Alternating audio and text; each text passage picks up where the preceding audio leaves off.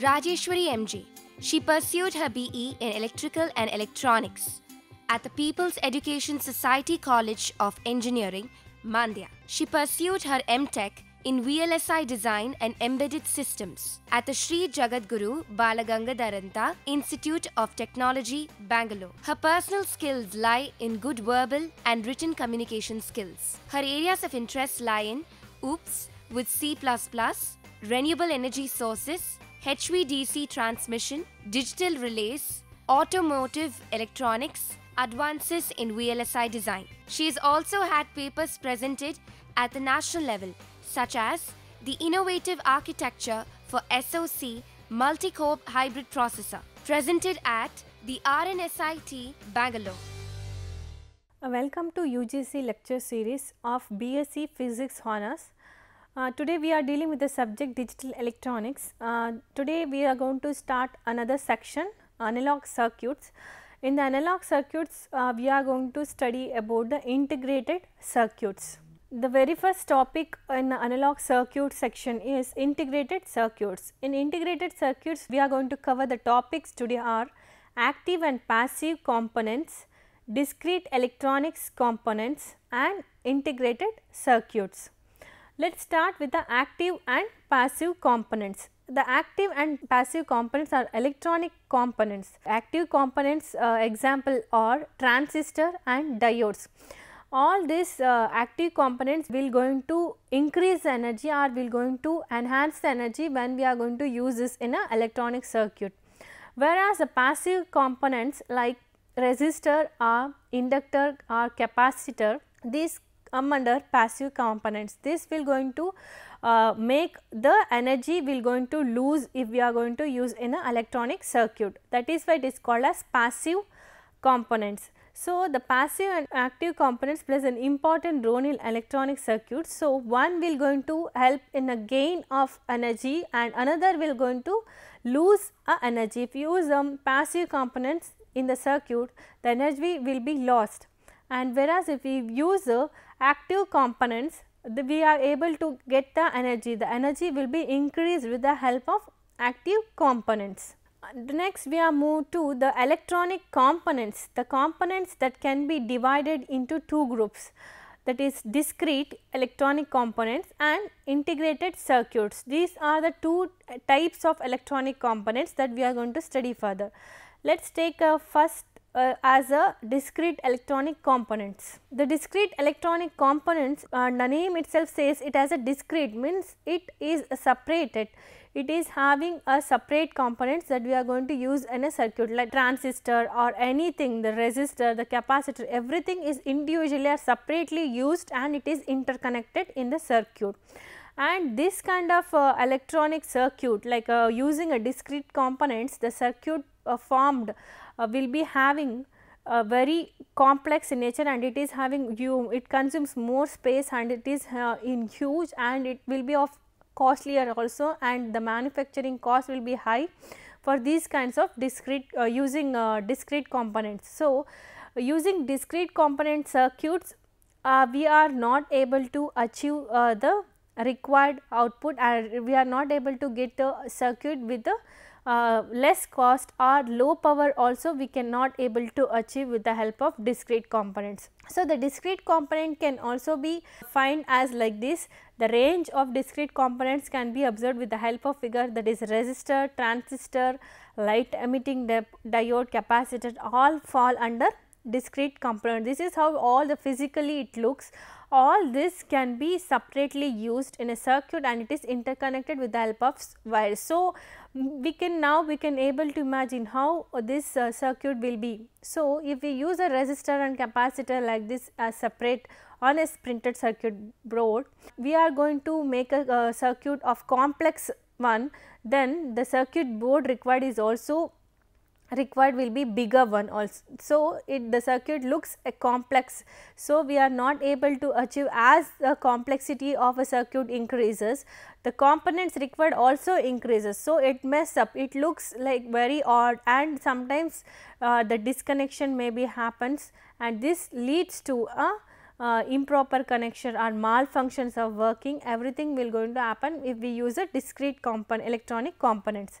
The next thing is integrated circuit. Then integrated circuit is one in which the circuit components such as transistor, diode and capacitor, resistor all are integrated on a single chip. So, on one chip everything will be there, we are going to interconnect and all these will be of very small in size. So, that the performance will be same as a discrete component, whereas the discrete components will be having bigger size also and it occupies more space. But the integrated circuit components will be having very small in size and also it occupies very less space and all this will be on a single chip. So, this will be a most very important advantages of a integrated circuits, and there is a single small package to perform the complete electronics function. This is how the integrated circuit or IC chip will looks like this. These are the outer pins, inside this the chip will be there. On chip the circuit, required circuit will be there, like the interconnection of resistor, capacitor, diode or transistor, everything made inside. The outer terminal will be like this. This terminal will be easily mounted on the printed circuit and wherever it is necessary we can interconnect to the outer pin, outer terminals. So, the next important thing that we need to know about integrated circuits, that is we need to know must about the wafer and also integrated circuits, chips. So, the wafer is what is also called as a substrate. It is made up of thin silicon material and that thin is also made up of crystalline solid and it is of a thin substrate. On top of it all the circuit components will be fabricated. So, that we can completely call as integrated circuits. Wafer is nothing but a thin substrate that is made up of silicon material. So, an integrated circuit or monolithic integrated circuit also referred to as an IC chip.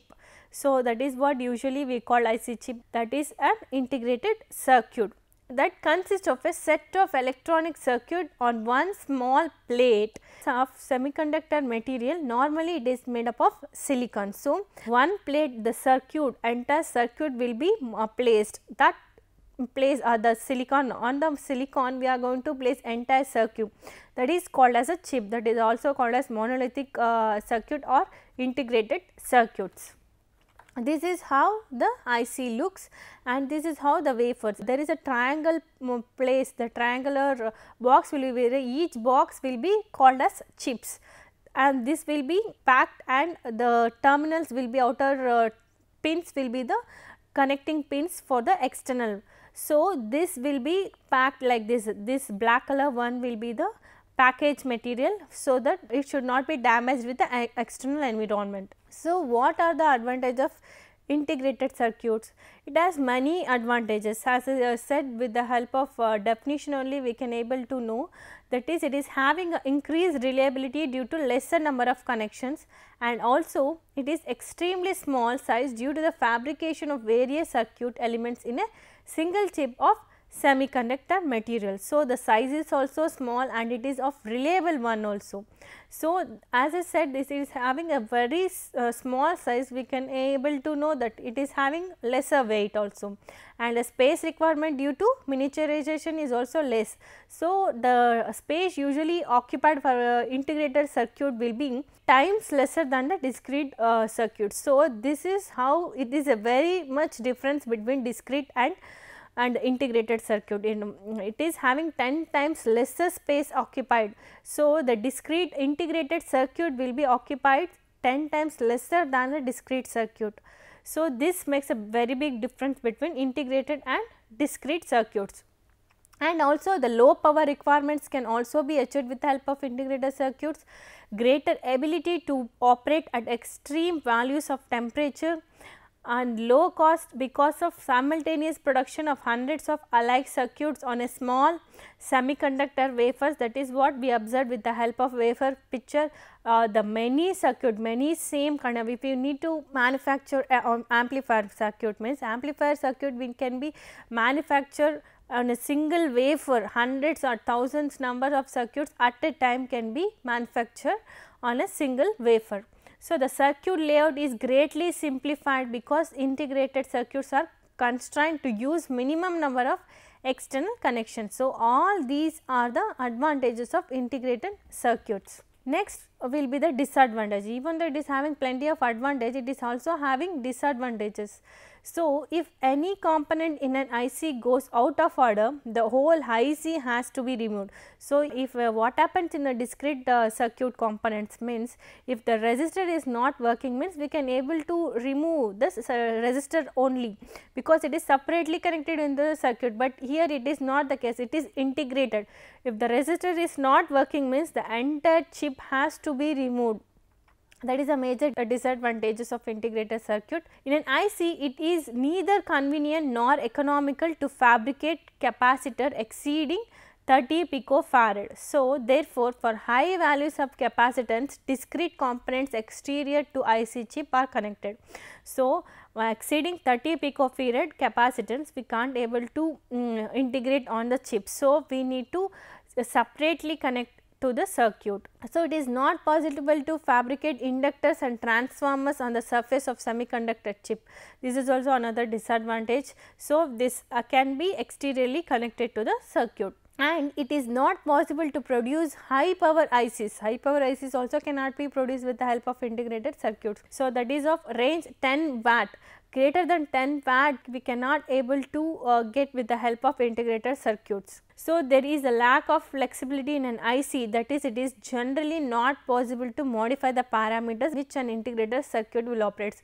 As we know, it is one time manufactured on a single chip. So, if we need to modify during a connection or any time, so it is not possible, there is no flexibility in an integrated circuit. The last thing is classification of ICs. So, the classification of IC is based on the different things they are classified. The very first is based on the fabrication techniques.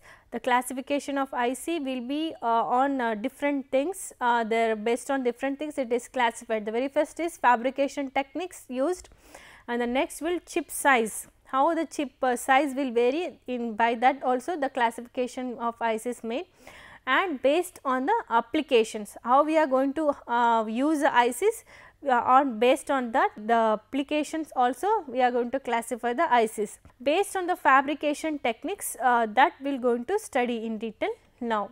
So, on the basis of fabrication techniques, how the circuits are fabricated. The fabricated is also fabrication technique will be of different types. The different types of fabrication techniques are monolithic ICs, thin and thick film ICs, hybrid or multi-chip ICs. These are the different ICs that are classified based on a fabrication technique. First we study monolithic ICs. As the name says, mono in the sense single, lithic in the sense stone. So, it gives a definition on a single chip, on a single silicon chip we are going to integrate all the circuit components, that is called as a monolithic ICs, and all the circuit components are interconnected and formed into a or on the top of a single chip, that will going to lead to a monolithic ICs. This is how it looks. On the silicon chip the entire connectivity will of a circuit will be appear, and this will be the terminal pins for a external connection, and commonly these ICs type are used in most of the practice.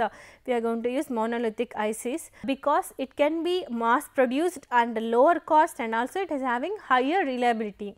Next will be thin and thick film ICs. These devices are larger than monolithic ICs and smaller than the discrete circuits, and it is having a when power requirement is comparatively higher. So, for this kind of ICs can be manufactured where the power requirement is comparatively higher than the monolithic ICs. So, here the thin and thick IC, the passive components like resistor and capacitors are integrated, but the transistors and diodes are connected as a discrete. So, resistor and capacitor can be easily integrated with the help of thin and thick, but transistor and diodes has to be connected separately. And the very essential difference is the thin and thick ICs is not there relative to the thickness or thinness. It is usually depend on the material used, the deposition of film, how the deposition of film is done, that based on that the thin and thick film ICs will be fabricated. Both have similar appearance, properties and general characteristics. The thin and thick film ICs will be having the same properties, and this is how it looks like, where the resistors are fabricated here with capacitors here. These are the connecting line. The transistors are separately mounted here. It can be easily observed. These are the conductors, that is for connecting of different components. The next will be hybrid ICs. The name it will say the circuit is fabricated by interconnecting number of individual chips. Number of individual chips will be there, all this will be interconnected. So, we will get hybrid ICs. So, different type of ICs will be there, all these ICs has to be interconnected. So, different ICs can be interconnected, in the sense it will going to leads to a hybridity. So, hybrid ICs can be achieved. So, hybrid ICs are widely used for high power audio amplifier application, and it is having better performance than monolithic ICs, and it is the process is too expensive here, because mass production is not achieved. So, too expensive for mass production, because different ICs will be there. So, mass production cannot be achieved. If it is of same type of ICs, the mass production can be achieved, and the cost will be lesser, but that is why the hybrid ICs are expensive. Next, then another type of classification, that is based on chip size. The chip size based on chip size, the integrated circuits are classified as small scale integration, medium scale integration, large scale integration and very large scale integration and ultra large scale integration. SSI and MSI, that is small scale integration and medium scale integration chips, will be having 3 to 30 gates per chip, up to 100 electronic components. This is we falls under small scale integration, whereas for medium scale integration it is having 30 to 300 gates per chip at 100 to 3000 electronic components per chip. This is how the chip size, depending on the chip size, number of electronic components or number of gates, we are classified the IC as SSI and MSI.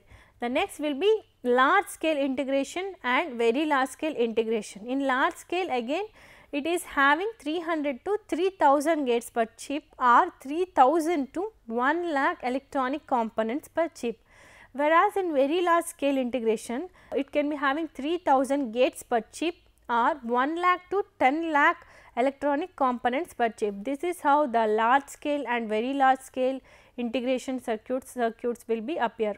The next will be ultra large scale integration. It will be having more, that is more than SSI, MSI and LSI and VLSI. So, this will be having more than 1 million electronic components per chip.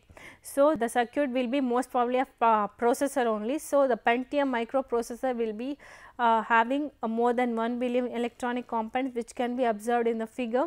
The line between VLSI and ULSI is backed, so that can be achieved with the help of ULSI. On the basis of application also, the integrated circuit is classified, that is linear integrated circuits and digital integrated circuits. When it comes to linear integrated circuits, the linear integrated circuits, in the sense when the input and output relationship of a circuit is linear, that is input and the output of a circuit will be of linear in nature, there we are going to call as that circuit we are going to call as linear circuits. A very good example for this is operational amplifier, where we can observe the input as well as the output will be of linear in nature. So, all these linear integrated circuits example will be operational amplifiers, power amplifier, microwave amplifiers, multipliers, etc. This is how the linear integrated circuits will come. So, this linear integrated circuits will have a very big background, because before 1947 it was only used a vacuum tube like structure. So, when the operation amplifier came after 1946, with the help of linear integrated circuits, the vacuum tube will be replaced with the help of operational amplifiers.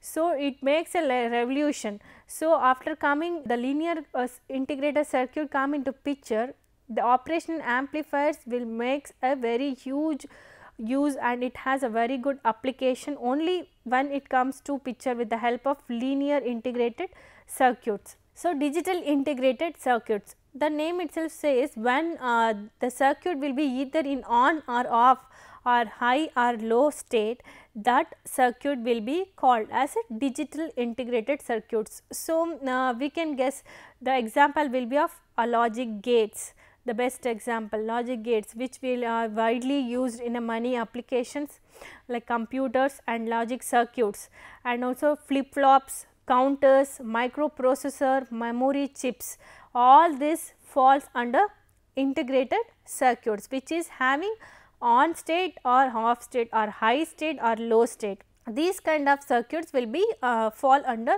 digital integrated circuits. Summary, the summary will be the very first thing that we have come across is the passive components and active components. Passive components is one which will going to lose the energy in a circuit because of using resistor or capacitor. The energy, the or supply voltage will be lost due to the usage of resistor, capacitor and inductor components.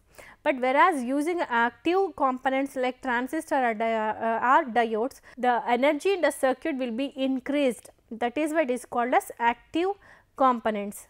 The example for active components are transistor, diodes. And also we come across the types of ICs. In a type of IC technology, the ICs are classified in different ways based on the fabrication and based on the chip size and also based on the application. Very first thing is based on the fabrication.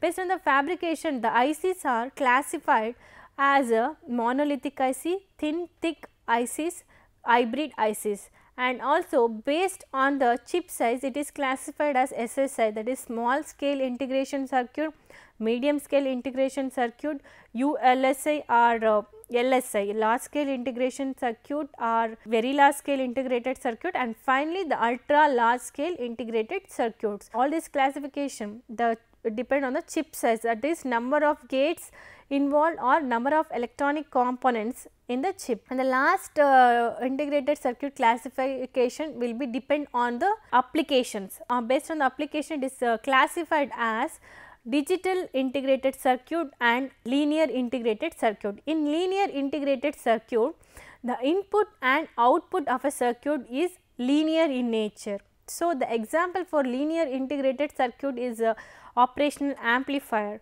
and the next will be the digital integrated circuit. The digital integrated circuit is one in which the output of a circuit is either on state or off state or high state or low state.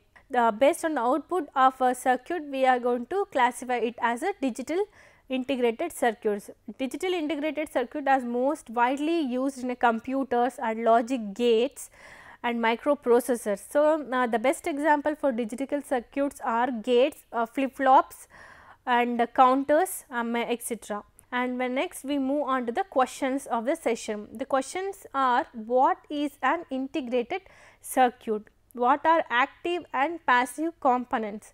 Discuss the relative advantages and disadvantages of ICs over discrete assembly.